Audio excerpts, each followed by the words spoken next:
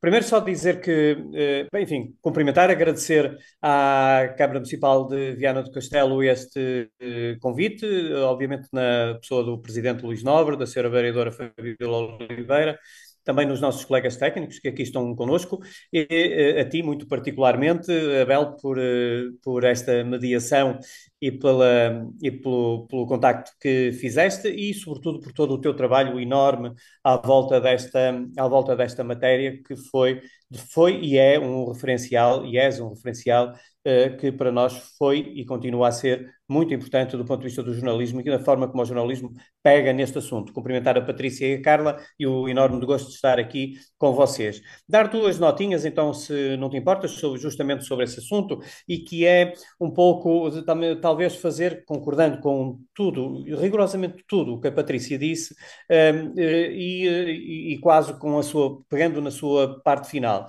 que é, a pergunta até pode ser mais vasta, a dada altura poderíamos pensar ou perguntar se eventualmente a cidade é democrática, não é? A Patrícia teve realmente esta questão de se falarmos da rua, mas se falássemos de outro tema, teríamos um conjunto de outras dificuldades aqui a perceber que a universalidade do acesso aos bens da cidade não são propriamente comuns para todos os seus habitantes, residentes ou até visitantes.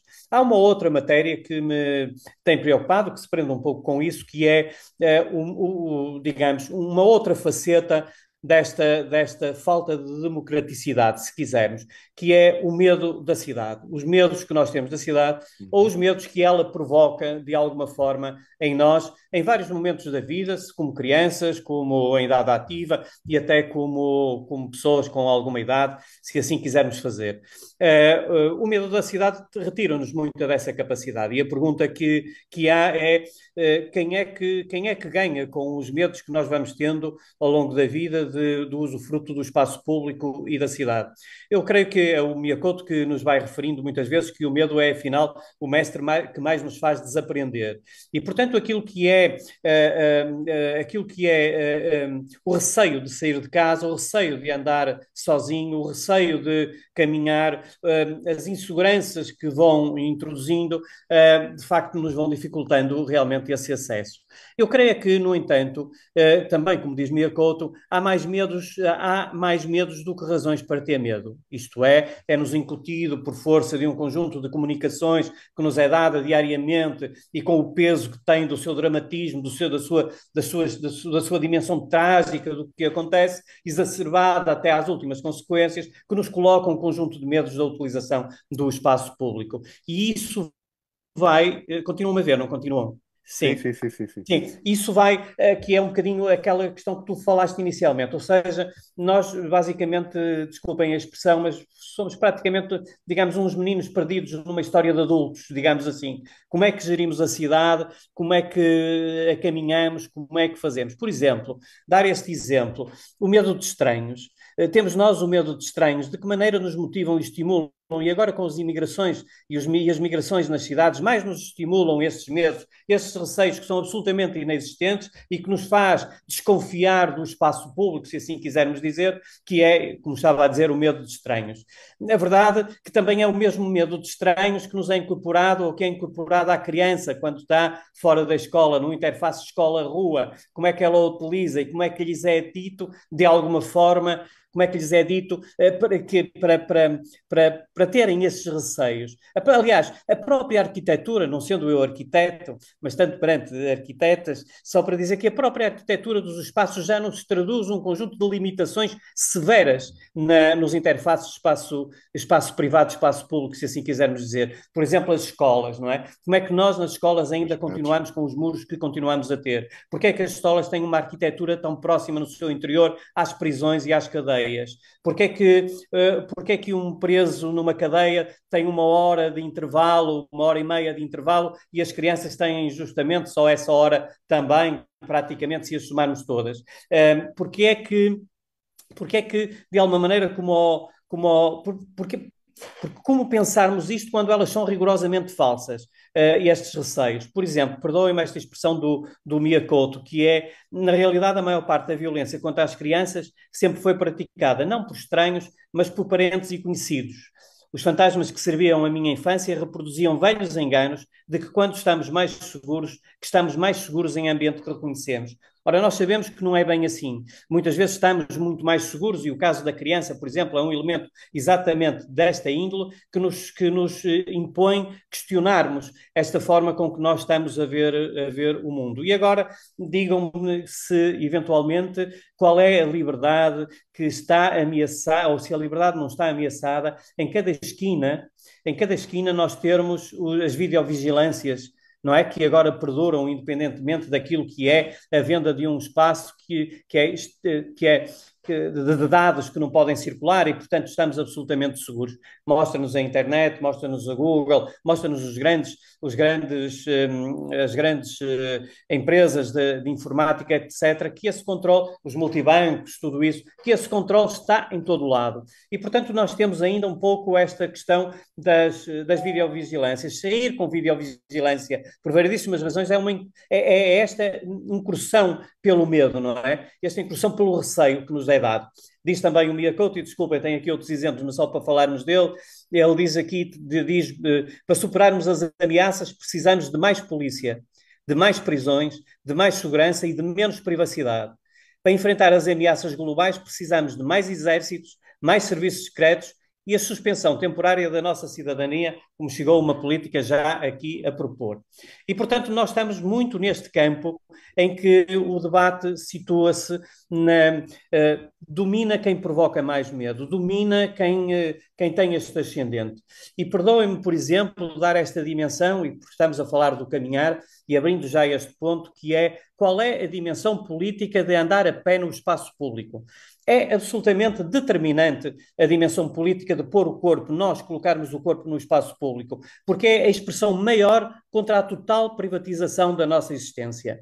Nós temos, e a vida é-nos feita de uma privatização total. Nós saímos de casa, descemos de elevador, vamos para o carro que está na garagem, saímos do carro e percorremos a cidade dentro desse espaço, vamos para o trabalho, circulamos, deixamos os meninos, vamos para o trabalho, novamente de carro, descemos novamente de carro, fazemos o trajeto no seu entorno, voltamos para casa. E isto é a total privatização da nossa existência, e isto é nós não definirmos bem o espaço público, como é que a ele acedemos. E é por isso que essa dimensão política é absolutamente determinante, só para não roubar muito tempo, que é uma equação que eu deixava ficar para vocês me conseguirem resolver.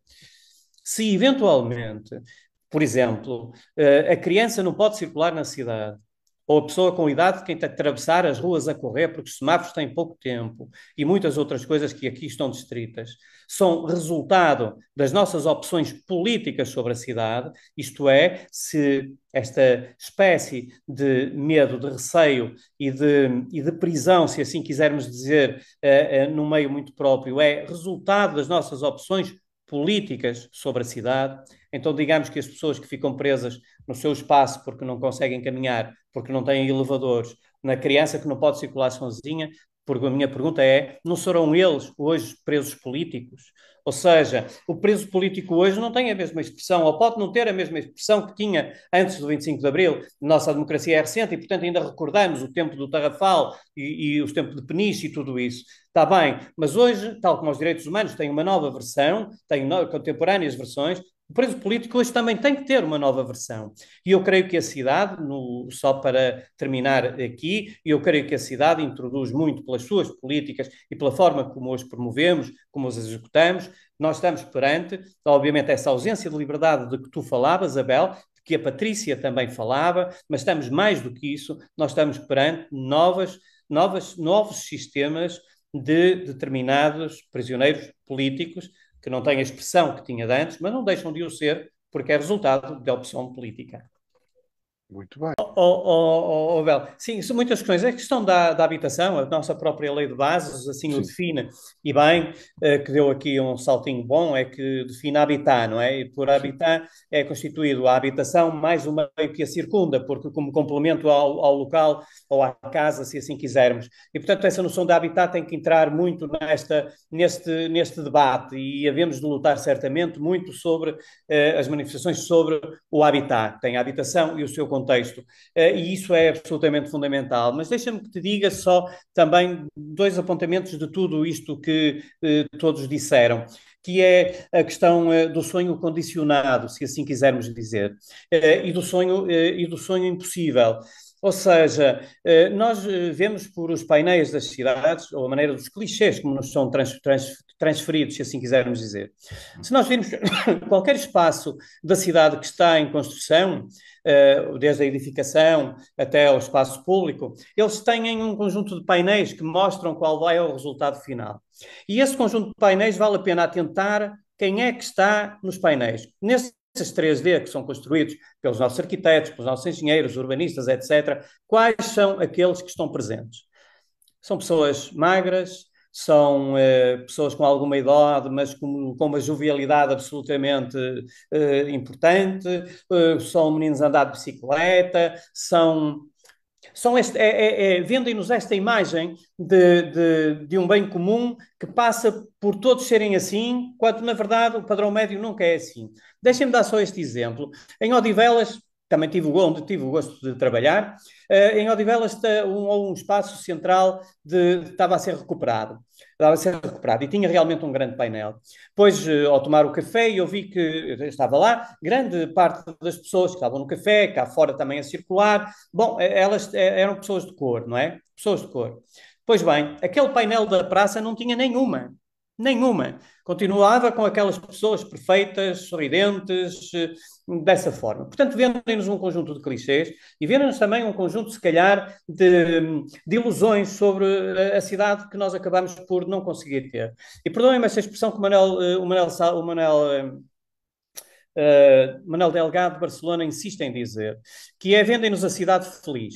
Não é? A felicidade na cidade, existem enormes mecanismos para esse efeito. E ele diz sempre, e bem, diz, mas se a cidade fosse feliz, se nós fôssemos todos felizes, cumprimentássemos todos os outros, passássemos uns pelos outros sorridentes e a caminhar, deveria ser a cidade mais triste que poderia haver. Ou seja, faltavam tensões, faltavam espaços vazios, faltavam aquilo que é toda essa diferenciação, ao contrário do que, para além destes painéis, vêm os índices de felicidade das sociedades, vem um conjunto de clichês que nos empurram para pensarmos determinadas cidades em determinados contextos, o que realmente depois prejudica muito toda essa dimensão. E, portanto, a questão do sonho é algo e a imaginação, desculpa, esse é um ponto fundamental.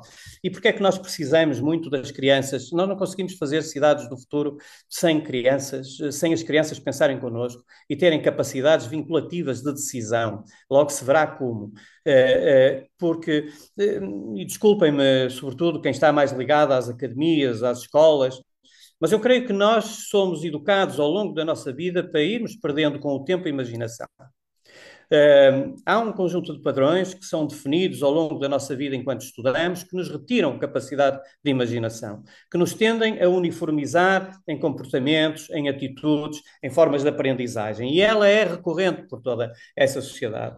Portanto, falta-nos, obviamente, imaginação para abordar a questão do espaço público. Vou só dar dois exemplos relativamente a nós próprios, e por isso é que eu tenho mais esperança, e perdoe-me a Patrícia e a Carla, porque é que eu tenho mais esperança no Abel do que em nós próprios. Porquê? Não, dois exemplos, não é? Dois excelentes exemplos de como se converte algo difícil em algo passível de poder acontecer. O caso de Barcelona com os seus superblocos, não é? Que todos vamos conhecendo. A verdade é que o Salvador Ruedas foi talvez o principal, com o Cardenas, foi o Francisco Cardenas, foram os principais pessoas que pensaram. Pois bem, o Salvador Ruedas, para criar estes espaços que realmente saíram fora da caixa, entre aspas, ele é arquiteto, ele é engenheiro, ele é urbanista, não é? É biólogo e tem um mestrado em psicologia e é quem nos cria realmente um espaço absolutamente novo e uma forma de encarar a cidade. Já agora, se falarmos na cidade dos 15 minutos e toda a sua filosofia que envolve as dimensões de proximidade e que introduz até uma determinada democraticidade na utilização do espaço e na utilização do tempo, Carlos Moreno é quem? Será arquiteto? Será engenheiro? Será urbanista? Não, é informático, não é? Portanto, isto significa que as nossas formações neste momento não têm Significa, enfim, não vou exagerar, mas para estas grandes ideias, as nossas formações não estão a dar resposta. Não têm a imaginação suficiente para recriar as cidades de outra forma. Claro que depois falamos, obviamente, do caminhar que se alarga ao passeio, que se põe a estrutura verde, mas que também falamos noutra coisa, que é como é que nos andam a pôr nos eixos. E põe nos eixos como? Justamente por isso que eu estava a dizer, por esta linguagem e por este desenho técnico. Põe nos eixos, que no Porto se quer dizer porem-nos na ordem, não nos deixarem fazer as neiras, é pôr-nos nos eixos. E é assim que organizamos a cidade. Organizamos o eixo do espaço do passeio, o eixo das infraestruturas, o eixo do estacionamento, o eixo do bus, o eixo da via, separador. Os autocarros, o carro, o estacionamento, o verde e o passeio. E isto é uma ideia pobre, de um urbanismo pobre, que não passou do século XX. Aliás, este debate em Pamplona, que tiveste a oportunidade, Abel, de inicialmente dizeres que as redes estiveram agora reunidas há uma semana, um dos aspectos é exatamente este. Foi que o urbanismo, enquanto disciplina, se assim quisermos dizer, prática, reflexão, ficou no século XX. Ficou no século XX. O Benévolo dizia que o urbanismo nasceu para curar alguns dos espaços da Revolução Industrial. Nasceu para curar e não para prevenir. E até hoje continuou exatamente da mesma maneira. O urbanismo continua atrás do prejuízo, se assim quisermos dizer. Nunca se atualizou, não conseguiu antecipar e continua sem o fazer. E portanto fixou-se no século XX e ainda não passou para este século. Portanto, isto para dizer que nesta dimensão há aqui um conjunto de elementos que nós temos que refletir, desde a nossa formação, que trabalhamos as cidades, até depois a maneira como nós, enfim, em último caso, desenhamos para uma apropriação fixa e não para uma apropriação absolutamente livre da maneira como nós queramos utilizar. E depois vem uma outra dimensão que se calhar iremos falar, que é a privatização crescente do espaço público. Mas estas questões do tempo estão a determinar muito, na vossa perspectiva, a forma como, quer como vivemos, quer como pensamos ou planeamos a cidade, Pedro. Não Sim, sei se partilhas. olha, Abel, sim, sempre fez parte, quer dizer, pensarmos o tempo sempre fez parte, mas e isso tem a ver também um pouco com esta dimensão diferente que o planeamento, se quisermos, e o urbanístico em particular, vai ter que entrar no século XXI. E vai ter que entrar no século XXI justamente pelo tempo e pelas funções, que de resto se tem vindo a falar muito. Ou seja, todos nós estamos preparados para pensarmos sobre a forma do espaço, colaborando com aquilo que disseste, ou seja, nos espaços diferenciados e, portanto, a eficácia e a eficiência de lá chegarmos rápido para exercer as nossas funções e, preferencialmente, depois regressarmos também com essa mesma eficiência.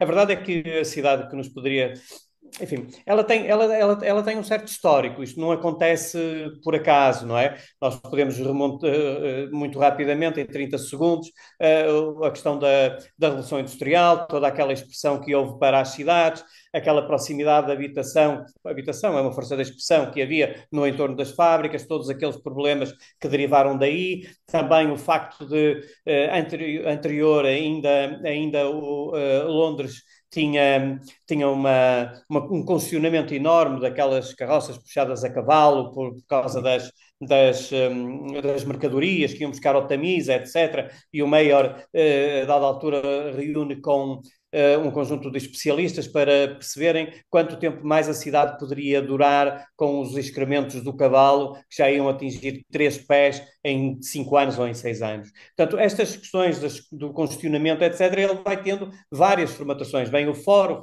faz o que faz, industrializa, vem depois, em face também desta expressão territorial, vem o modernismo também com boa intenção, começar a funcionalizar a cidade, ou seja, a separar as atividades por funções e por distâncias.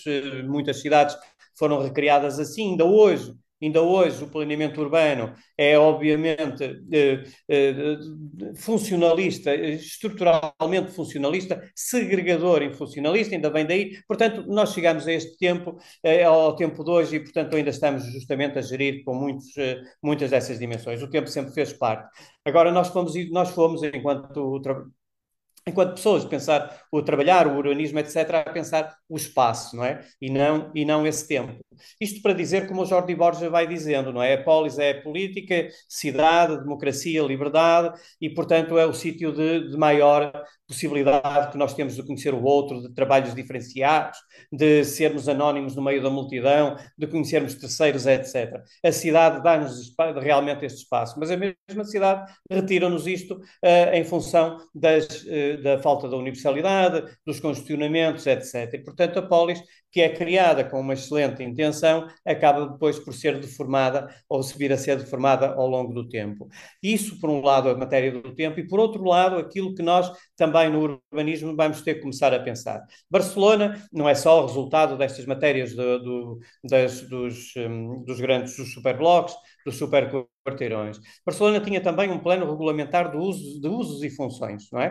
É verdade, como disse a Patrícia, teve um determinado contexto. Creio, disse-me o colega de Barcelona que estava em Pamplona, que a Calau saiu agora, que a nova política da cidade não estava a ir por aí. Inclusive, há até uma redução enorme do ponto de vista, e até uma intervenção do ponto de vista de amenizar as que já foram criadas, mas com alguma resistência da população. Teve resistência da população, agora alcaide de Barcelona, e, portanto, recuou um pouco, mas a verdade é que essa política também está aí. Portanto, nós pensávamos muito as matérias do espaço e a eficiência do entre espaços, mas o tempo é absolutamente fundamental. E outro fomos sempre pensando para as grandes infraestruturas, o planeamento foi sempre preparado para as grandes infraestruturas e agora tem que pensar em funções. Mas continua a ser, se bem repararmos, o Dia Mundial da Mobilidade do Dia Sem Carros, o próprio IP anunciou mais 2 faixas de rodagem na autoestrada da Costa da Caparica, não é?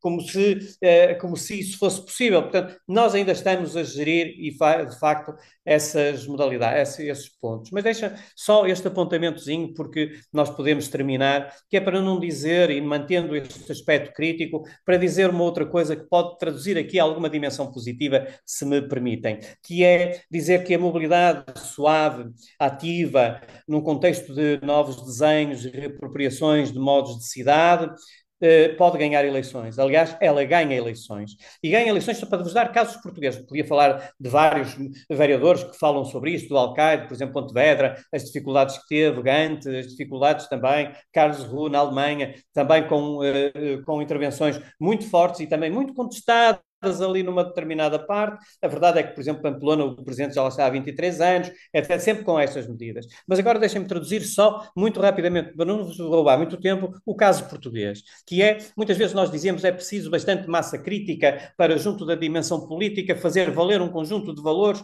para que, de alguma maneira, os empurre a atuar ou então muda a política local. Para dizer que, a dada altura, vale a pena comparar a questão da massa crítica, por exemplo, que nós vamos dizendo, sempre das grandes capitais, para vos dar o exemplo de que, a dada altura, eu não acredito, não foi por esta razão, com certeza terá sido por outras e elas são difusas, o presidente Medina perde as eleições em Lisboa. E, da altura, muita gente acaba por dizer que aquela matéria do ciclável na Almirante Reis teve a sua influência e tal. Não acredito muito nisso, mas a verdade é que se assisti a outros autarcas depois, em câmaras municipais, a amenizar aquilo que até ali tinha sido as intervenções da dimensão ciclável. Esquecer um bocado, e essa foi a oportunidade para pegarmos depois no caminhar e no ato de caminhar. Mas se isto aconteceu em Lisboa, agora vamos pensar o que é que aconteceu em Felgueiras. Felgueiras é uma cidade típica do Norte, onde as estradas nacionais se entrecruzam, em que há aquele burburinho dos atravessamentos das estradas nacionais, tinha uma avenida que dá para a Câmara Municipal de 4 faixas de rodagem para cada lado, e o Sr. Presidente faz uma intervenção e decide fazer uma intervenção que é as estradas nacionais.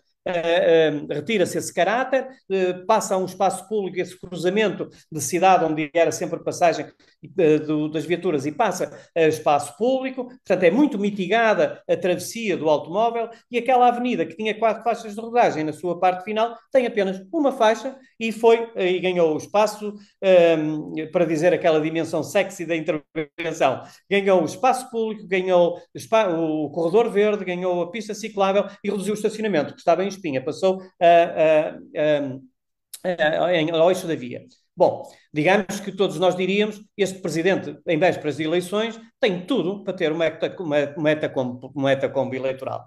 E a verdade é que eram 9 da noite e ele ligava-me a dizer: "Ó Pedro, eu até agora não tenho nenhum vereador, não entrou nenhum vereador da oposição." Isto também é muito mau porque depois julgam que isto é feito cá dentro, não é? As coisas são feitas cá dentro. Isto para dizer, nunca tiveram uma votação tão grande quanto a que tiveram naquele ano onde essas intervenções foram feitas. Se nós fizermos vários exemplos e vamos fazendo por Espanha, mas se cairmos aqui, eu posso concluir o quê? Não será pelo Pão de Ló de Margarida que há mais massa crítica em Felgueiras do que existirá em Lisboa? Certamente que não. Ou talvez sim. Não há aqui também estereótipos dessa forma. Mas a verdade é que este é um caso. Haverá outros casos que foram mais mitigados do que este, em que nós podemos concluir e dizer aos nossos autarcas que apostar na mobilidade ativa, sustentável, faz ganhar eleições. E eu creio que isso se vai passar daqui por um ano nos debates que vão aqui ocorrer e que teremos a ocasião de mostrar como é que, em alguns casos, e já não são tão poucos como isso, essas intervenções fizeram ganhar eleições.